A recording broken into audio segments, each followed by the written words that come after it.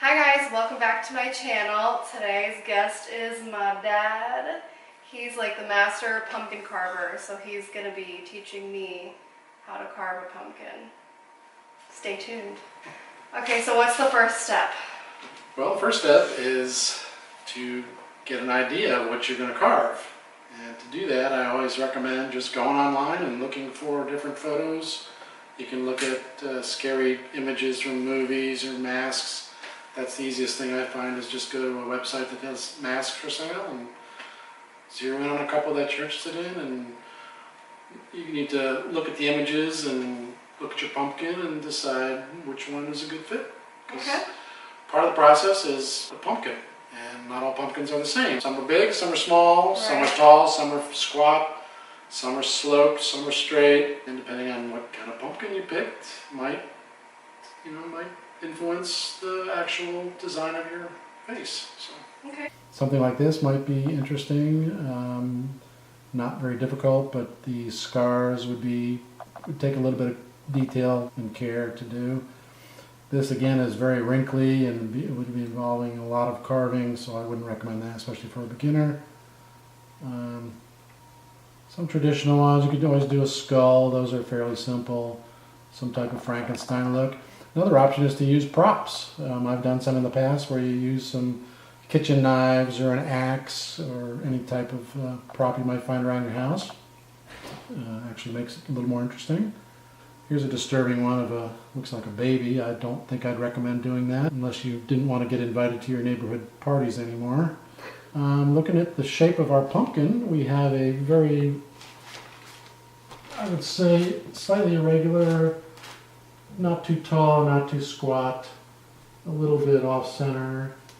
Got some defects which aren't critical. Actually, you can sometimes use that to your advantage in your carving, but in this case, I'm not going to do that. So I think the best side is probably going to be right about here.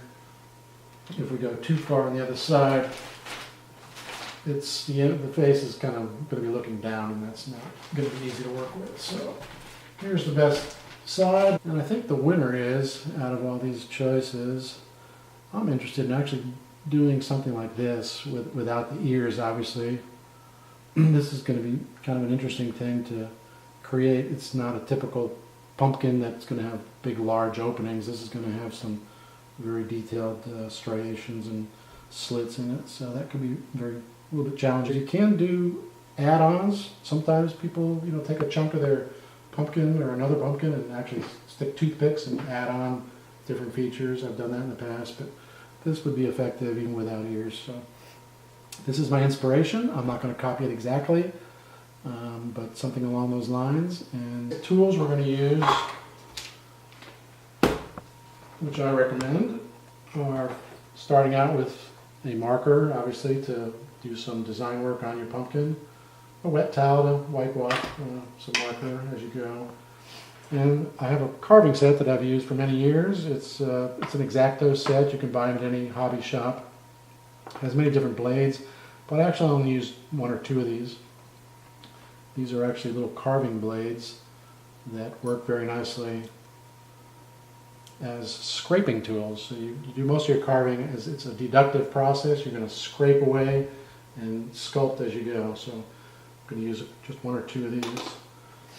And we also have our typical knives. I recommend 3 different sizes: large for cutting the top, medium for large openings, and a small carving paring knife type to get into a little more detail work. So the first step is to hollow out the pumpkin, the guts. Best part. Removing the guts. Since we know the side of the pumpkin that you're going to be carving on, and that's a good one for you. Keep your slit as far back as possible to maximize your face. I want to go in at an angle so that your top doesn't fall in a hole. So you always want to just do it at an angle. There's no magic to this, but you make a hole big enough to get your hand in there.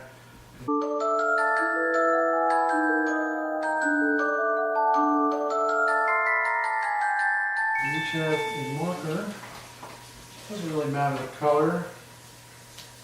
It's a Sharpie and it is a permanent marker, but as you can see, pumpkins have a magic type of skin that doesn't absorb markers. You can wipe it off.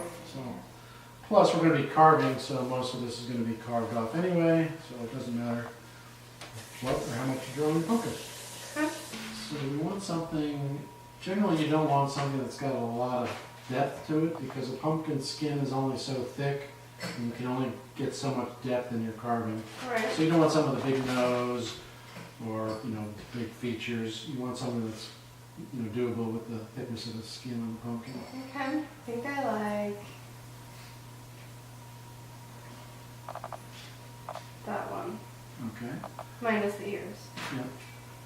So it's got some deep set eyes, a shallow nose, which is good because you don't have a big protrusion to work with on your carving. Okay. And similar to the one I'm going to do with the striations on the mouth. See some eyes about a little more than a third down. So we'll do that. We got a nose about right dead center. And the mouth region is the rest. Very pronounced on the mouth. So that's kind of the locations of the main features. And then we kind of zero in on a little more of the shapes that are shown here. I'm going to actually do a little more pronounced on the eyebrows. That gives it a little meaner look. So you want a high brow and a low swoop down to the nose, eyebrow. And a swoop gives a little meaner look. And then the eyes. So we're trying to zero in on portions mainly.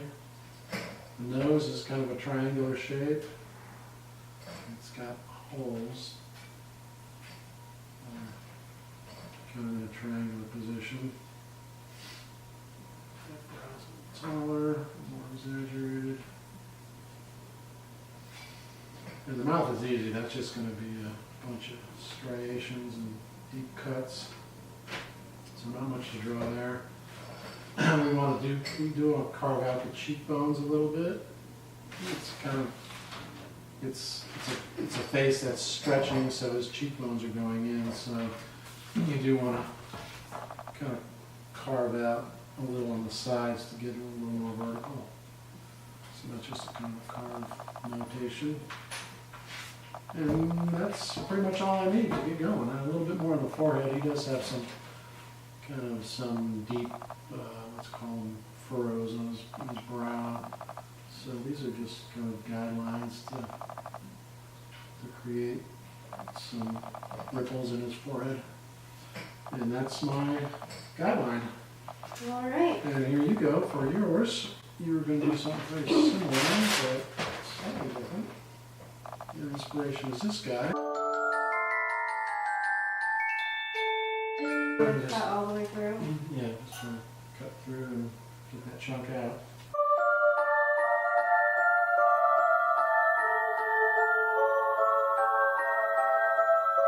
So you made some progress. You can go much deeper on your cheekbones. One thing you want to do is be aware of how thick your pumpkin is. You've got a long way to go on each of the sides.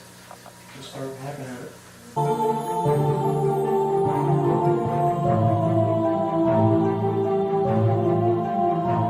Okay, so we've done our major depressions and cutouts. We are in the process of scraping off all the outer skin of the pumpkin, which is actually very satisfying for some reason.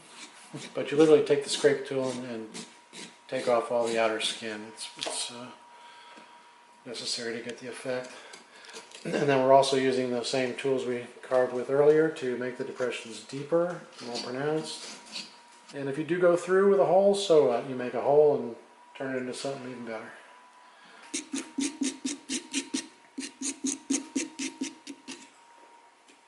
Make sure those eyebrows are on fleek. Now we're going to go to another step where we actually cut through some of these depressions to get holes all the way through. And that'll let some light through when we put the candle in there. We're just going to use this little knife to kind of cut through some irregular slits. Again, start small, work your way up, bigger and bigger.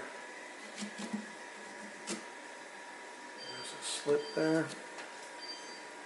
Same here.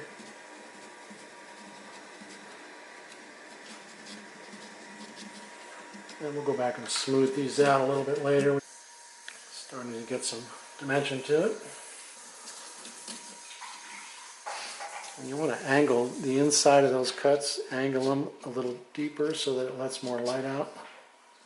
See how I'm angling the cut? The front stays narrow, but the back is angled inward. That'll let more light through. Once you have the major shapes and the major cutouts, you want to start a little more detail, and to do that you want to start using a small knife to get the crevices crisper, sharper. So this is what I'm doing with a small knife to get those crevices. 2 cuts. Scrape it away. Gives you some crisp corners.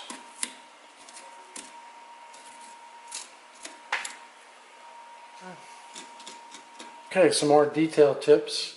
We've got a lot of the detail worked out around the openings, but to finish off the edges, I like to just kind of do a quick swipe with the carving tool to make it a little kind of dramatic around the edges. And just nothing special, but just give it a little dramatic edge.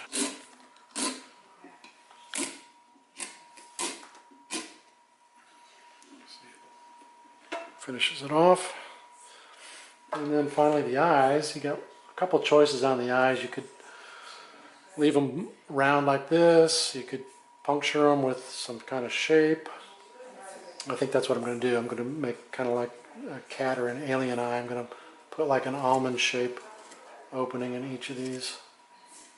It's going to take me a little bit of carving to do that, but anyway, that'll give the eye a little more detail.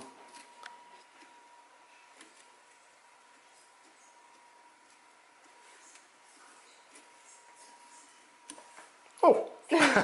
Here's the final product. We've rinsed them off, got all the boogers off.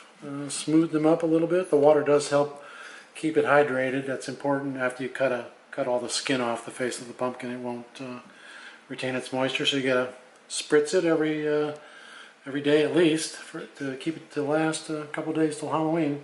And there's the baby. Look at that. There's mine. Mama, Papa.